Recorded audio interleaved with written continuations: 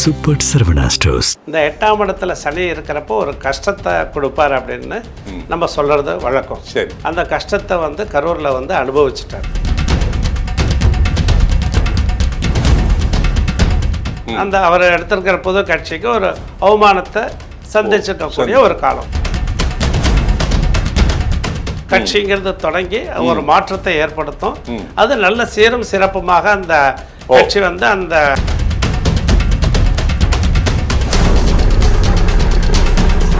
Election வந்து 5வது மாசம் வருதுன்னு வைங்களேன், பிறந்த நாள் பரிசாகவே மக்கள் கொடுப்பாங்கன்னு சொல்றீங்களா? நிச்சயமா கொடுப்பாங்க.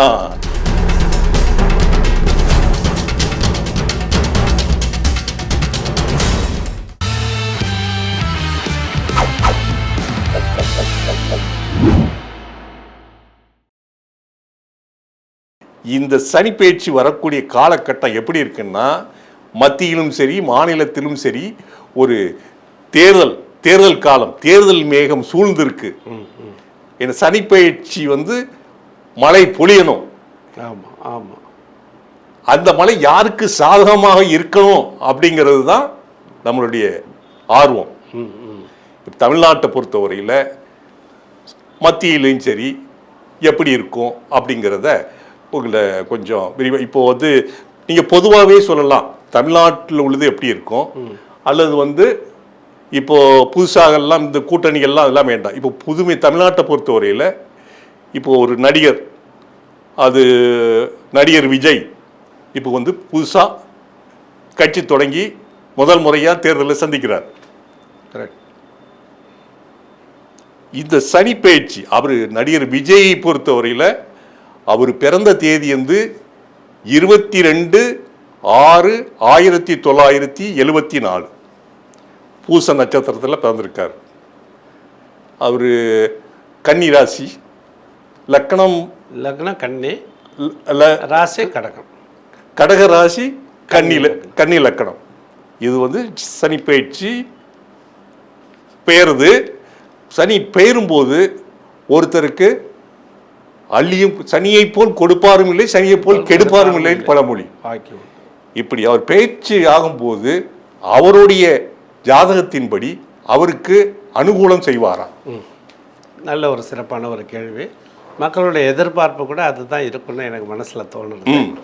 என்னதான் இருந்தாலும் இந்த அவர் ஏற்கனவே நான் அவருடைய ஜாதகத்தை கொஞ்சம் ஆய்வு பண்ணதுனால சில விஷயங்கள் வந்து நம்ம வந்து அதை நீங்க எல்லாரும் தெரியறபடி நீங்க சொன்னீங்கன்னா நல்லா இருக்கும், எல்லாருமே தெரிஞ்சுக்கிடுவோம். ஆமாம். ஏன்னா அவருடைய ஜாதக பிரகாரம் பார்க்குறப்போ ஏற்கனவே நான் சொன்ன மாதிரி தான். சொல்லுங்க. அவருடைய ராசி கடக ராசி. இப்போ இந்த சனி பெயர்ச்சி அப்படிங்கிறது இத்தனை நாளாக வந்து சனி பகவான் வந்து கும்பத்தில் இருந்தார். ஆமாம். அப்போ கடக ராசிக்கு கும்பம் அப்படிங்கிறது அஷ்டமம்னு பேர், 8ஆம் இடம்னு பேர். சரி. இந்த 8ஆம் இடத்துல சனி இருக்கிறப்போ ஒரு கஷ்டத்தை கொடுப்பார் அப்படின்னு நம்ம சொல்கிறது வழக்கம். சரி. அந்த கஷ்டத்தை வந்து கரூரில் வந்து அனுபவிச்சுட்டார். சரி. ஒரு கெட்ட பேர். அந்த அவர் எடுத்திருக்கிற புது கட்சிக்கு ஒரு அவமானத்தை சந்திச்சிருக்கக்கூடிய ஒரு காலம். அது தப்பு யார் மேலே இருந்தால் யாருக்கும் தெரியாது. சரிங்க. ஏன்னா அவர்னால அது நடந்ததுங்கிறது ஒரு பொதுவான ஒரு கருத்து, மக்களிடையே எல்லாரும் சொல்லக்கூடிய ஒரு நிலைவில் அவருடைய இது அந்த அஷ்டம குரு சனி பகவானால அது போல ஒரு துயரங்கிறது ஏற்பட்டது அப்படிங்கிறது என்னுடைய ஒரு கணிப்பு. நல்லது. இப்போ அந்த சனி பகவான் வந்து இந்த அஷ்டமத்திலேருந்து நவமம் அப்படின்னு சொல்லக்கூடிய 9ஆம் இடத்துக்கு பாக்கியத்துக்கு போறார். அப்போ அவர் எதிர்பார்த்தக்கூடிய ஒரு விஷயம் இந்த சனி பயிற்சியிலேருந்து அளவில்லாத சந்தோஷத்தையும் வெற்றியையும் கொடுக்கும். அது வந்து உறுதியாகவும் சொல்ல முடியும். உறுதியாகவே சொல்லலாம், அதில் வந்து சந்தேகமே இல்லை. ஏன்னா இந்த தமிழ்நாட்டுக்கு ஒரு அரசியல் மாற்றம் அப்படிங்கிறது நிச்சயமாக இருக்கு. அரசியல் மாற்றம் ஏற்படும். அது விஜய் மூலமா ஏற்படும். ஆமா, அது விஜய்னு சொல்லிக்கலாம். எப்படி ஒரு மாற்றங்கிறது வந்து அரசியல் மாற்றம் ஏற்படும். புதுசா ஒரு கட்சிங்கிறது தொடங்கி ஒரு மாற்றத்தை ஏற்படுத்தும். அது நல்ல சீரும் சிறப்புமாக அந்த கட்சி வந்து அந்த ஆளுமை சொல்லக்கூடிய அந்த தன்மையோட மக்களுக்கு என்ன தேவை, சேவை மனப்பான்மையுடைய அந்த விஷயத்தை வந்து முழுமையா ஒரு அதிகாரப்பூர்வமாக எடுத்து செய்யக்கூடிய ஒரு காலத்தை இந்த சனி பகவான் அவருடைய ராசிக்கு அள்ளி கொடுக்கிறார். அநேகமா இப்போ எலெக்ஷன் வந்து 5வது மாசம் வருதுன்னு வைங்களேன், இவர் வந்து பிறந்த நாளுக்கு அவருக்கு பிறந்த நாள் பரிசாகவே மக்கள் கொடுப்பாங்கன்னு சொல்றீங்களா? நிச்சயமா கொடுப்பாங்க. தமிழ்நாட்டு ஆயத்தமான ஒரு வேலைகள் தான் இப்ப நடந்து தமிழ்நாட்டு மக்கள் வெற்றிக்கனியை விஜய்க்கு பரிசாக கொடுப்பார்கள் சொல்றீங்க. அதே போல மக்களும் சுகமான ஒரு வாழ்க்கையை தமிழ்நாட்டுல அனுபவிக்க போறாங்க. அந்த கஷ்டங்கிறது இல்லாதபடி இந்த கஷ்டம் என்னென்ன இருக்கோ கூடிய சீக்கிரத்துல அவர் பதவி பிரமாணம் எடுத்து மக்களுக்காக அவர் அந்த தொண்டை வந்து முழுமையா எடுத்து படிப்படியாக எடுத்த உடனே எல்லாம் முடியாது. அவரால் அடுத்த லெவல் குழந்தைகளுக்கு படிப்பாகட்டும், கல்வி விஷயமாகட்டும், ஏழை மக்களுக்கு உணவாகட்டும், அவங்களுக்கு வேலை வாய்ப்புகளாகட்டும், எப்படி ஒவ்வொரு விஷயமாக எல்லாமே எடுத்து முழுமையான ஒரு ஆட்சி அதிகாரத்தில் அவர் அமர்ந்து அதிகாரப்பூர்வமாக, ஏன்னா அவர் பணம் எவ்வளவோ இருந்தாலும் அதை செலவு பண்ணுறதுக்குன்னு ஒரு பதவி இருந்து செய்யறப்போ தைரியமா அதை பண்ண முடியும். அதுக்காக அவர் வந்து இந்த பதவி கிடைச்ச உடனேயும் அந்த விஷயத்துல முதல் கையெழுத்து இந்த மக்களை வந்து காப்பாத்துறதுக்காகவே ஒரு எம்ஜிஆரே மறுபிறவை எடுத்திருக்காரு அப்படிங்கிறது என்னுடைய ஒரு சொந்த அபிப்பிராயம். ஒன்று எம்ஜிஆர் பற்றி சொன்னீங்க. எம்ஜிஆர் வந்து கிட்டத்தட்ட அவர் சார்ந்த ஒரு கட்சியில் 50 ஆண்டு காலம் இருந்தார், உழைச்சாரு. அந்த கட்சிக்கு பொருளாளராக இருந்தார், அதெல்லாம் எம்எல்ஏவாக இருந்தார். அதுக்கப்புறம் தான் அவர் கட்சி தொடங்கினார், வெற்றி பெற்றார், தமிழ்நாட்டின் முதலமைச்சரானார். ஆனால் விஜய் வந்து இப்போ தான் கட்சி தொடங்கியிருக்காரு. இவர் வந்து யார் என்ன வரும் தெரியாது, இதுக்கு முன்னாடி தேர்தலையும் சந்திக்கலை. இவருக்கு இப்போ கூட்டணி அந்த அளவுக்கு எந்த இதுலையும் இல்லை, இவர் தனித்து தான் போட்டியிடுற மாதிரி இன்றைய சூழ்நிலையில் கூட்டணியே எதிர்பார்க்கல. ஆனால் யாராவது வந்து சேர்றதா இருந்தால் இவர் தேடி போக மாட்டார், பிற கட்சிகள் தேடி வரலாம். இல்லை, இப்போ நான் கேட்குறது நீங்கள் அவருடைய ஜாதக பலன்படி சொல்கிறீங்க. ஆமாம். ஆனால் இப்போல்லாம் இருந்தீங்கன்னா இப்போ மாற்று கட்சிகள் இருக்குது, அதெல்லாம் பலமான கூட்டணிகளை வந்துட்டு அமைச்சிக்கிட்டு இருக்கிறாங்க. அவங்க வந்து தேர்தலில் வந்துட்டு பல தடவை போட்டியிட்டு வெற்றி பெற்ற அனுபவங்கள்லாம் உண்டு. அப்போ அவங்கெல்லாம் அவங்களுடைய இதெல்லாம் ஒன்றும் எடுபடாதுன்னு சொல்கிறீங்களா? ஏன்னா இந்த அனுபவத்தெல்லாம் மக்கள் நிறைய அனுபவிச்சுட்டாங்க. அனுபவம் இருந்த அந்த கட்சியை அவங்க வந்து நல்லா வளர்த்து மேல்மையில் கொண்டு வந்திருந்தா கூட மக்களுக்கு திருப்தி செய்யக்கூடிய அளவுக்கு இன்னும் மக்கள் வந்து மகிழ்ச்சி அடையலை, திருப்தி அடையலைன்னு சொல்லலாம், சந்தோஷம் அடையலை. சரி, இவரையாவது நம்ம ஜெயிக்க வச்சா அந்த சந்தோஷம் நமக்கு கிடைக்குமான்னு ஒரு அன்பான ஒரு பாசத்துல மக்கள் வந்து எதிர்பார்க்கறாங்க. இப்போ உங்களுக்கு வந்து அனைத்து தரப்பு மக்களும் ஒருங்கிணைந்து இவருக்கு ஓட்டு போடுவாங்கன்னு சொல்ல முடியுமா? போடுறதுக்கும் வாய்ப்புகள் அதிகமாக இருக்கு. ஏன்னா இப்போ வெவ்வேறு கட்சிகள் இருக்கும்போது இவருக்கும் ஓட்டுகள் கிடைக்கும் போது ஓட்டுகள் பிரிந்து செல்வதற்கு வாய்ப்பு இருக்கு இல்லையா? வாய்ப்பு இருந்தாலும், ஏன்னா இப்போ நிறைய கட்சி பிரிஞ்சு போய் ஒன்று சேர்றாங்க, வேண்டாத கட்சியெல்லாம் வேணும்னு சேர்றாங்க. இதெல்லாம் ஒரு பக்கம் இருந்தாலும் இந்த கட்சி வலுவாக இருந்து மக்களுக்கு ஒரு நல்ல ஒரு விஷயத்தை கொடுக்கணும், மக்களை காப்பாற்றணும் அப்படிங்கிற ஒரே நோக்கத்தில் வந்து முழுமையாக எடுக்கிற இதுக்கு முழுக்க சனி பகவான் 100க்கு 100 சப்போர்ட்டாக இருக்கார். ஏன்னா இதுக்கு முன் உதாரணம்லாம் பார்த்தீங்கன்னா நிறைய நடிகர்கள் வந்துட்டு கட்சியை தொடங்கினாங்க. இப்போ வந்து விஜயகாந்த் வந்து கட்சி தொடங்கினார், அதெல்லாம் வந்து போட்டியிட்டார்.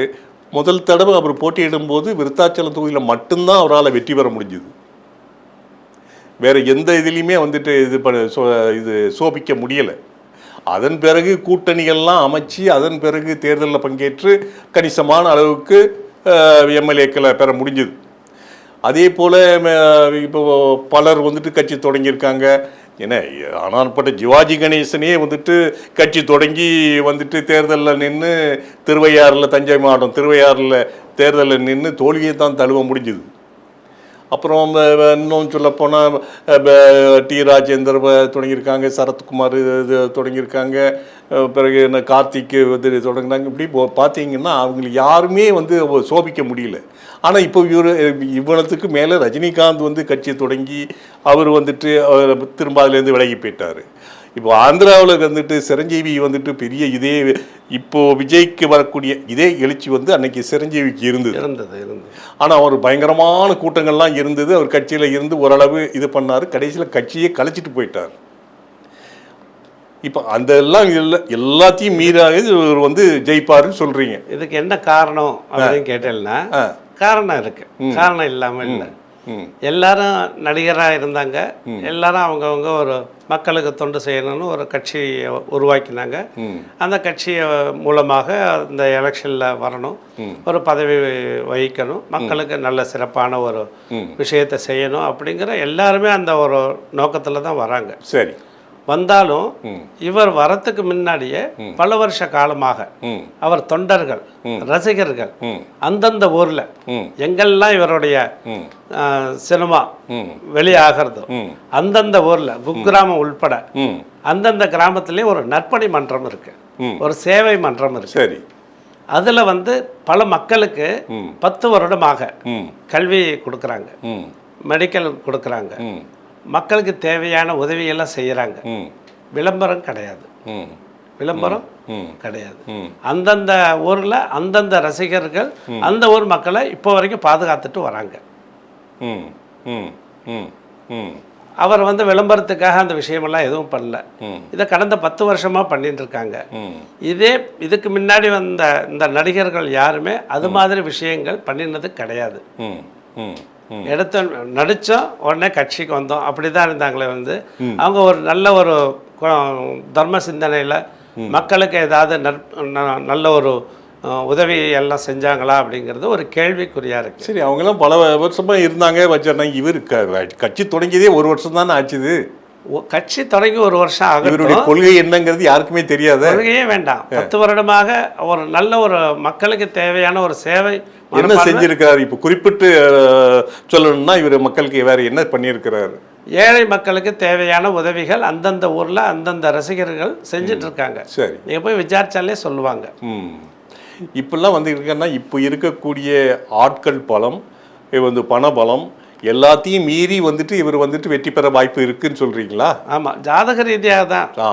எனக்கு வந்து கட்சியை பத்தி எல்லாம் எனக்கு அனுபவம் கிடையாது. சரி, கட்சி ஜாதக ரீதியாக அவருக்கு சாதகமான பலன் இருக்கா, பாதகமான பலன் இருக்கா, அதை நம்ம ஆய்வு பண்ணி சொல்ல முடியும். இல்லை இப்போ இந்த சனி பயிற்சிக்கு முன்னாடி வரைக்கும் இந்த சனி அஷ்டமத்தில் இருக்கிறதுனால ஒரு சிரமமான காலம் அப்படிங்கிறதும் தெரியும். இல்லை இல்லை அவருக்கு நல்ல சாதகமான பலன் இருக்கு. ஆனால் ஆட்சியை கைப்பற்றக்கூடிய அளவுக்கு அவருக்கு வாய்ப்பு கிடைக்குமா? வாய்ப்பு இருக்குங்கிறது தான் என்னுடைய நம்பிக்கை இருக்கு. எனக்கு ஜோதிடத்தில் எவ்வளோ நம்பிக்கை இருக்கோ அந்த நம்பிக்கையை வச்சு வருவார் அப்படிங்கிற ஒரு நம்பிக்கையில் தான் நான் சொல்கிறேன்.